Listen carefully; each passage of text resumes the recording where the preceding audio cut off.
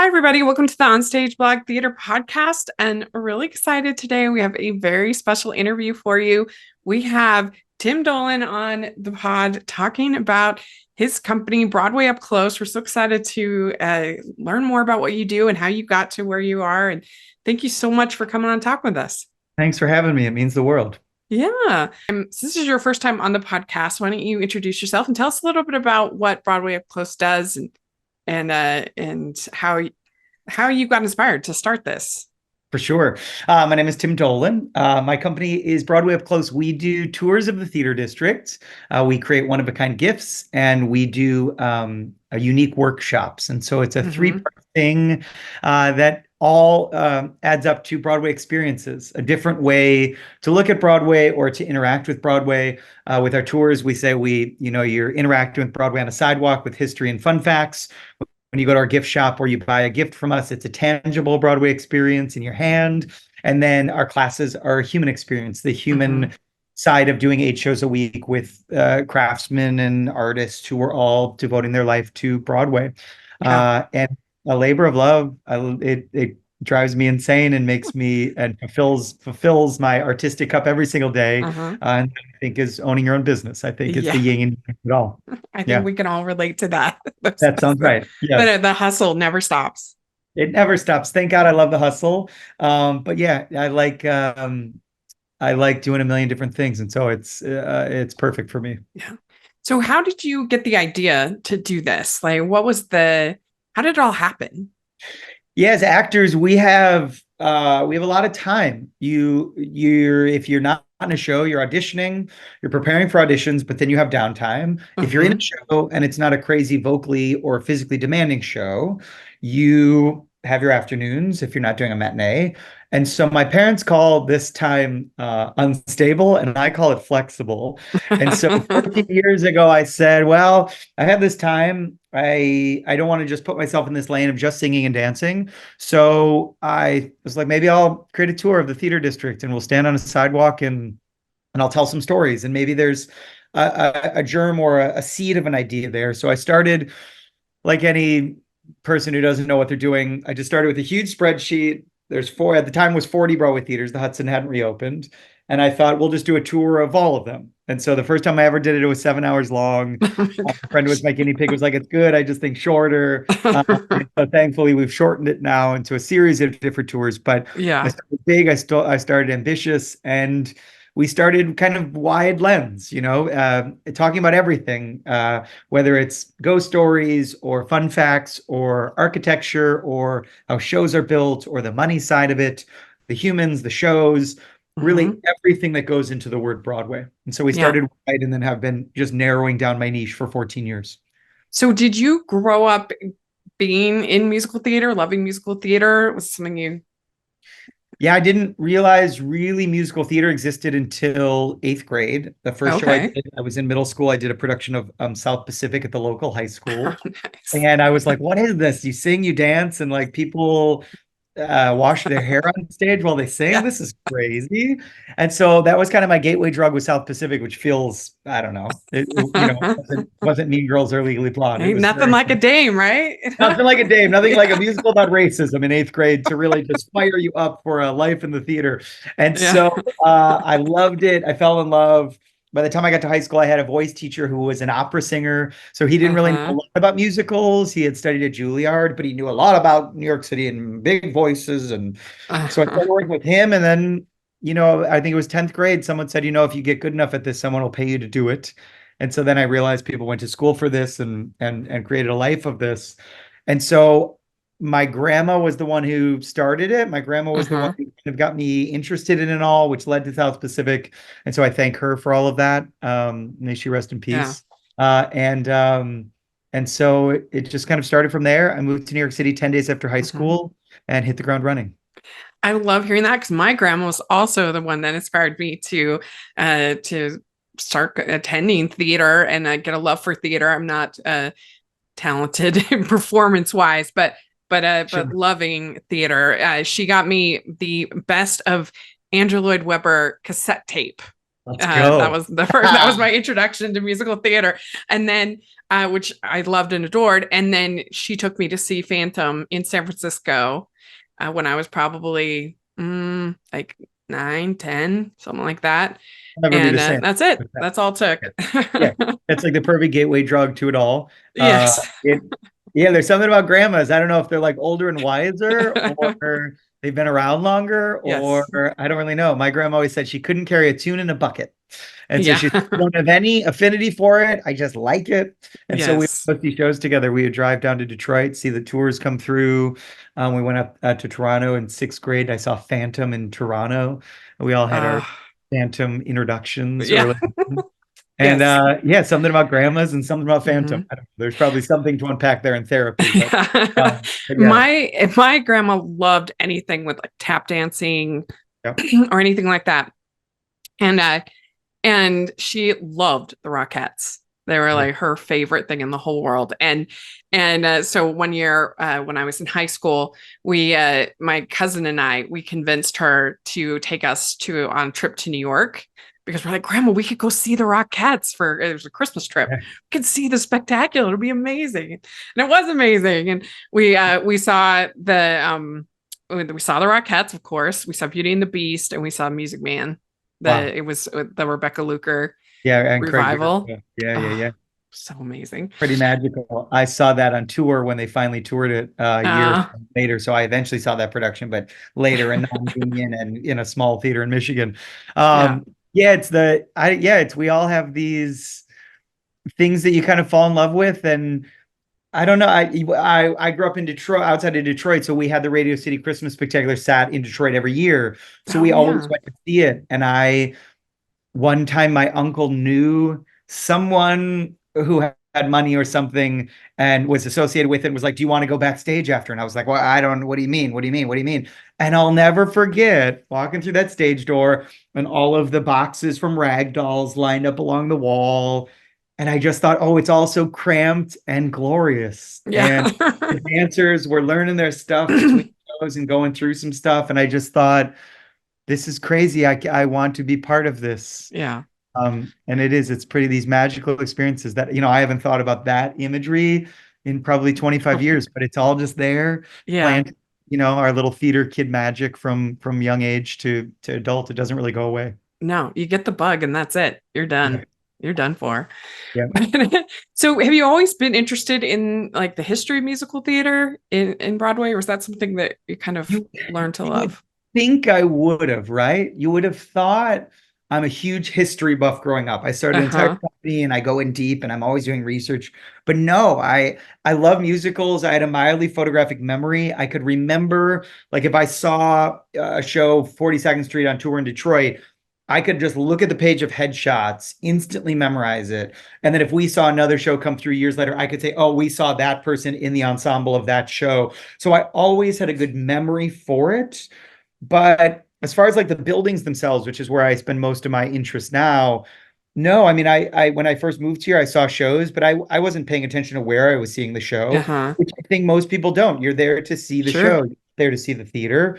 Um, but somewhere along the line, I just started, I had seen so many shows, having gone to college here, started to kind of separate each of the theaters as their own entity, and that's where this kind of the creation of my company came. Hmm. But no, it never. Yeah. I just kind of sat down with a spreadsheet and was like, let's start reading. Let's start Yeah. digging.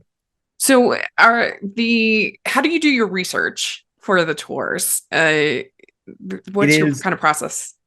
it is all over the place. It is kind of similarly to how I started my company, which is I start really, really wide. I open the funnel as wide as possible, the lens as wide as possible to take in as much stuff as possible.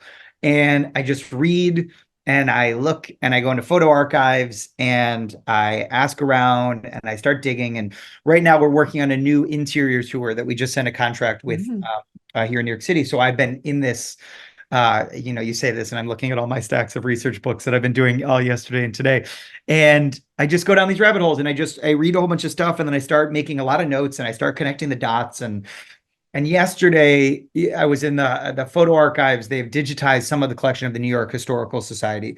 And their collection is they have a lot of photos of the building of the subway, which doesn't really, have anything to do with my niche.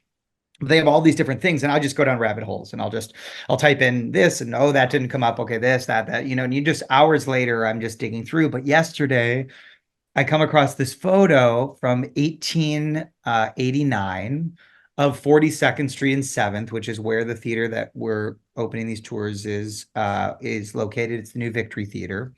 We haven't announced it yet, but there you are. There's your scoop, inside scoop. Ah, And it used to be stables on this corner. And I'd always read about Oscar Hammerstein at first and the stables, and he took the stables down brick by brick and whatever. But I find a photo that some guy, Robert Bracklow, it turns out is his name, who was photographing for the subway system as it was being built. He happened to take photos of other things around where they were building, and he took a picture of this corner, and it is high resolution. You can zoom in, you see people's faces in the photo, and yeah. it was so illuminating. But then I zoom in, and in the middle of the photo is a dead horse in the middle of 42nd Street. And it like stopped me in my tracks. And Oh I my was like, gosh. wait, what? So then I went down this rabbit hole and was like, well, of course, before we had automobiles, we had horses. The summer in New York City is insane. I never really thought, well, what happens like if your horse gets old, if your horse dies? So I went down this crazy rabbit hole of how many horses die every day in New York Yeah. City in the 1880s, in the 1890s, and what the theater district was like. And I was like, what? And Yeah. so, whether that's going to make it into the tour, I don't know. I've been thinking about it all night of like this crazy picture. And it so illuminates life 140 years ago in the exact spot where we stand on the tour. But, all that to say, I go in these very wide angle things, and then I just start to bring it all together. I've always wondered about when before we had cars, when it was horses, is did people with allergies just die? Yeah. I mean, I think You know either what I'm that or we saying? didn't have allergies then. Yeah. Like you Yeah. just die Yeah, I think because you were just like you were done. Yeah, yeah. and they were, I went down these crazy articles of how much urine a horse produces every day. I mean, like things that you're like, no one should be researching this, and yet I'm Yeah. like a full gallon a day, and then how many pounds of manure, and then how many horses there were, and how many would die every day, and what it Hmm. was like in New York City, and people were you could pay someone and they would lay stuff over the road so you as a woman could get to the theater walking over this thing that this man laid down so you didn't get your dress dirty Yeah. to see the show. And I just thought, wow, wow, See, wow, I wow. think that's what separates what you do from other things I've seen because it's not just the Wikipedia. Like it's deeper. You're getting to some really fun details that people won't know from just your casual Google searches. Context, Yeah. it I by researching a million different things, Yeah. and most of it doesn't make it onto the tour, Hmm. but a little line here, a little line there, a photo here, a photo there really provides this beautiful Hmm. context for the stories you do end up telling. And Yeah. then someone comes on the tour, I say, you can ask me anything. I don't know that I'll always know the answer, but I probably know some weird story about a horse dying in 1889 in Yeah. that spot you're standing in. And let's talk about horse urine for a minute, Right. I mean, how much structure do you give your different guides, or do they have a bit of leeway about what to talk about? This is perfect because my tour guide Brady starts tomorrow. So I've been Mm. deep in the process of training a new tour guide. It's been a minute since my team thankfully has stayed with me for a long time. And so as we expand here and there, every once in a while we bring on a new tour guide. So Brady, how we start is they'll come on a tour. They'll see either myself or one of my team members who's on staff give the tour. They get bullet points, they get audio recordings, they get a souvenir book that I've written out. So it's a narrative format. They'll then come on another tour, perhaps another tour and shadow again. And then I never go on their tour. In 14 years, 60,000 people, I have never gone on one of my tour guides' tours. Uh, Wow. I have a level of trust with them that I say, you're not going to embarrass yourself in front of people. You have to do your homework. I'm very upfront with them about how much homework is involved to learn it, but then once it's in there, it's in there, and you can do the show, and there you go. But it stresses me out to watch them do it. It stresses them out to watch me watch them do it. And so I just said, learn your lines, do your thing. I'll know instantly based on reviews if it's going well or not. And that's how I've operated for Yeah. 14 years, a whole bunch of trust. Well, clearly it's going well if you're keeping people so long. Yeah, it's Yeah. I think it's a fun job. It's a good sign. It Yeah. you get to talk about yourself, you get to talk about your business, you get to talk Hmm. about industry, you talk about the insanity of it. And then Yeah. I'm absolutely biased because I created it, but the stories we tell I think are really interesting, less about dead horses, more about theater. And the stories I think are pretty interesting. I thought it was a blast. When I went and I went on the one where I learned all about the animals, Uh Sandy, dog and oh, Annie, hippies, and discos, and dogs. Yeah. yes, Yeah. Yeah. that Yeah. It's was crazy. fun. That Yeah. was fun. Yeah. Yeah. So I met you with a Utah Theater Lovers trip that I took after the pandemic. I was like, because I'd always wanted to go on one of their trips, but and I was just like, I'm just gonna do it. I don't care. Yeah. And it was so fun. We had such a good time. And the workshops were so much fun that you helped set up. And so this is basically like a kind of a behind the scenes seminar kind of a thing, Yeah. a lecture, I don't know what you might call it, with somebody Yeah. from the show that we were seeing that night. Yeah, it for me, it's one thing to know these Q&A, maybe. humans. Yeah, Q&A, we call it our Meet the Artist Q&A. I think of it as like Mm, a in-depth conversation yeah. where we're not, there no one's doing backflips and there's no high C's. It's we're sitting around and we're talking, Hmm. but again, when you talk about context, you have someone like me or a member of my staff guiding the conversation. A lot of times you don't know what you don't know. So for us, it's like we can kind of pique the interest, and the human that we're talking to, that you're seeing in the show or producing the show or choreographed the show or orchestrated the show, whichever human you're meeting and whatever job there is, they also, it's their life. So to them, it's just Wednesday. That's just how I orchestrate a musical, where people like yourselves who are admittedly are like, I don't do it, I just love it. Yeah. Necessary, you're not spending the day in and day out. So it when we thread us, me and my green team, our Broadway Up Close team, in the middle of it, we can very easily connect the dots between what is fascinating but mundane about their life and what you don't even know to ask about, or you don't even really maybe necessarily know how to describe as you see a show. We Hmm. kind of thread that all together, and Yeah. I think those conversations are some of my favorites because you're just talking to artists who are working at a very high level, Hmm. devoted to their craft in their own little niche jobs that all comes together. It's glorious. Yeah, and it was a good variety because you had an ensemble member, you had an understudy, and then we had a costumer. Yep. So it wasn't just, one type of contributor. I say it all the time. Us actors, we're center stage. We're the ones under the spotlights. We're the easiest seen. Maybe a conductor, maybe a musician, but even they're in the basement in the pit. Hmm. You don't see the other 100 people that are devoting their Yeah. entire lives to making that show come alive. And so that also becomes my challenge is they're harder to find. They're living their lives. They're not, running all over social media. And so those are my favorite people. Those, the orchestrators, the stagehands, the Yeah. trainers, the company managers. I mean, all of the people that have worked on every show, but you're like, unless their name's Sutton Foster, you've never Hmm. heard of Yeah.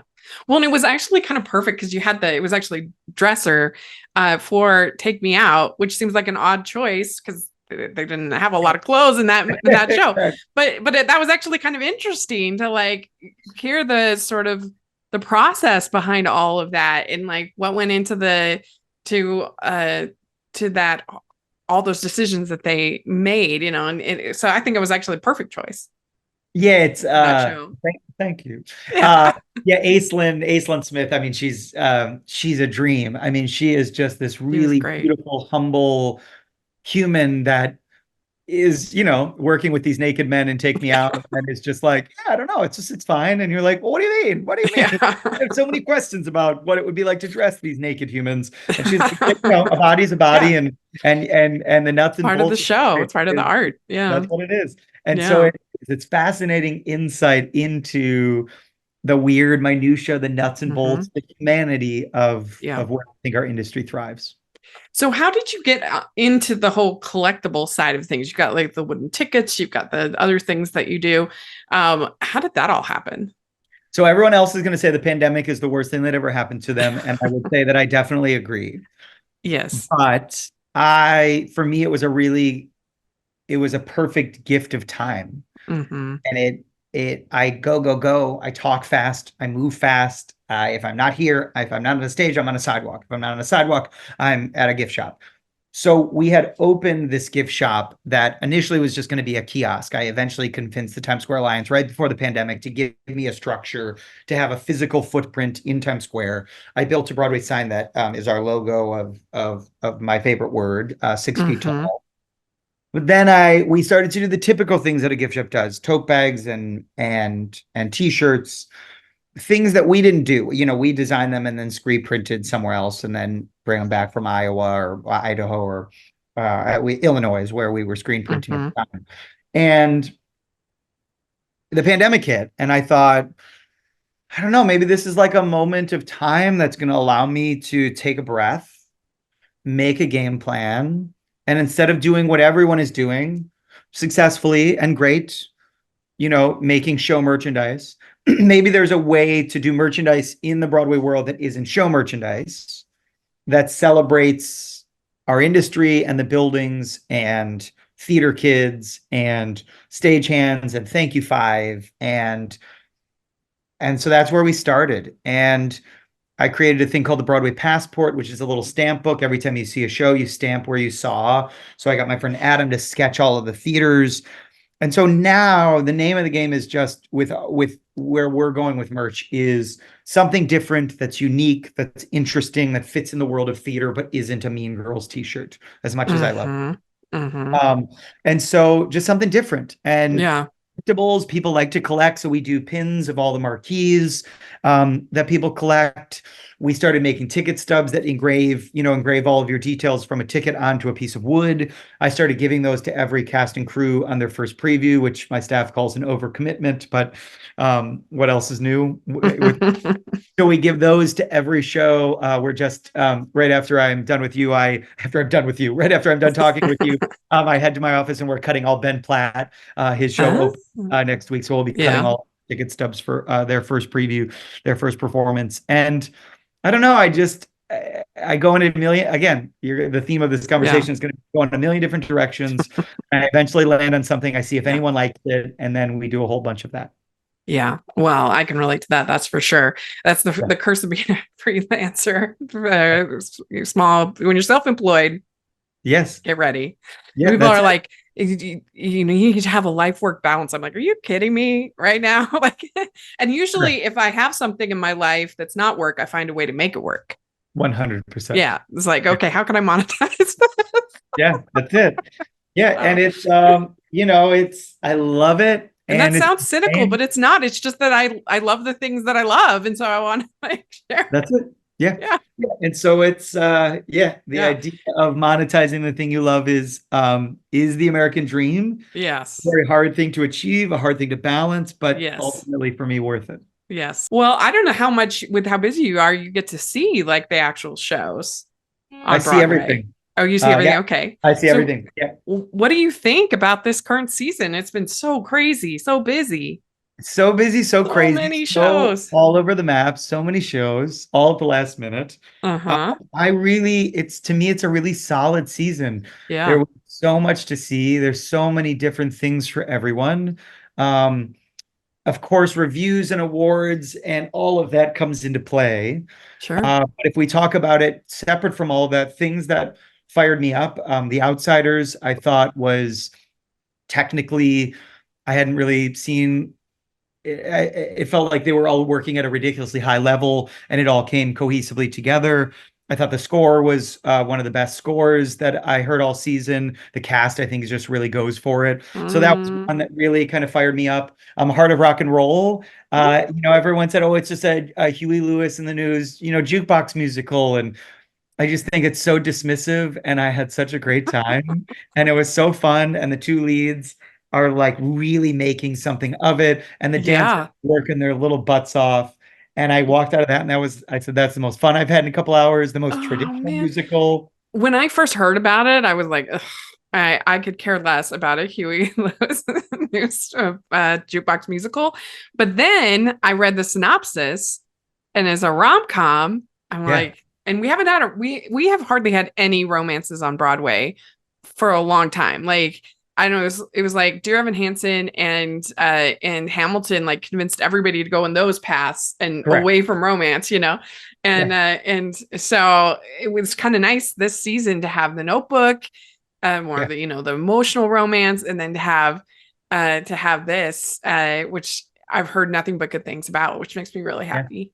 Yeah, and I think this season you have a plethora of things to choose from. Yeah, Where it's a dance musical that's more of a concept musical like Illinois. You have right. big spectacle of Water for Elephants and The Mm-hmm. Great Gatsby. You have the like traditional rom-com that's just like unadulterated fun, heart of rock and roll. Yeah. The play side of things, you have this like one of these shows that like nothing happens, but everything happens of stereophonic. You have appropriate where like you walk out just like people suck and families are tough and Yeah. God just yelling and screaming and drama and you love it. And so and then Mother Play, this quiet little thing. You really right now anyone coming into it, I'm like there's something for everyone. The theater district is like arms open ready for you. And Mm-hmm. then of course we the economics and you see if it works. Yeah. Like we closed yesterday and Which half of one? Lempicka closed Oh yesterday. And yeah. I think, Bummer. you've also got to find an audience, and it's the economic side of it is never been more crazy. And Yeah. so as a human who's kind of plugged into all facets of it, I just kind of sit in my little side perch, my little gift shop, watching it all happen. And I've never been more proud to be part of our industry. And also, I don't think it's ever been more insane. I think it's crazy. Yeah. Yeah, Yeah. I know. I really, really, really wanted to come out there in May, but I just couldn't afford it this year. But I Yeah. did do a trip in October, and that was really fun. So I at least I got to see Merrily We Roll Along, and I got Yeah. to see Goomberg. Yeah. So that was that was fun Yeah. as far as the and I have seen Back to the Future, which Yeah. I really enjoyed. The I, technical elements of it are, I I don't mean, know I that I've love the ever seen movie. that. It's basically shot for shot of the movie. Like if you Yeah. don't love but I do. I love the movie, so Yeah. I really had fun with it. It was a good time.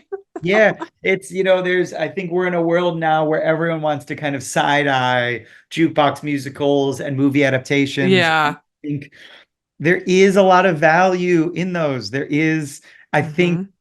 Broadway has always been great at doing all of it and having, shows that are artsy and Yeah. weird and Sondheim. And then you have 42nd Street. So you have Hmm. your escapist stuff, but you Yeah. have, I think that's I Broadway love is the place everything. of art and commerce. Yeah. Yeah. Yeah. Well, I have some rapid fire get to know you Sure. questions to end the interview. So the first question is, what is the best ice cream flavor? Mint chocolate chip, hands down. Okay. What's your favorite color? Green, duh. What's your favorite cast recording? Favorite cast recording. Really? Oh, Yeah. this is good. My favorite cast recording right now, I'll just tell you right now, the thing I listen to nonstop is The Notebook. So that's Oh, my current yeah. favorite is The Notebook. Okay. What was your go-to date night food? Date night food, always pasta, always Italian. Good. Good. You're in the best place for that. Correct, yep. Yeah. What is your favorite show currently on Broadway? Favorite show currently on Broadway, I would say maybe Merrily We Roll Along. I loved. And it's so dumb, but I really love Wicked. Uh-huh. Hey, I don't think that's dumb. Yeah. Okay. Which you like better, dogs or cats? Dogs, no question about it. Beaches or mountains? Beaches or mountains, a little of both, but probably more mountains. Okay. What's your favorite holiday to celebrate? Favorite holiday to celebrate? I like Christmas. Yeah. It's hard to, I mean, especially in New York, Christmas. Oh, but Yeah. it's hard to beat Christmas because it's like a whole season, Yeah. you Yeah. And you know? got the tree and you got everyone's moods just kind of lighten Yeah. up amid all the Yeah. freezing cold. Yeah. Hmm. And what's your favorite movie musical? Favorite movie musical? Oh, that's good. Favorite movie musical? I kind of love Footloose. Like we Oh, go old school. okay, cool. It's 40th anniversary. Is it really? Yes, this year. Yeah. And it Wow, was wow, all wow. filmed in Utah, right by literally 10 minutes from my house.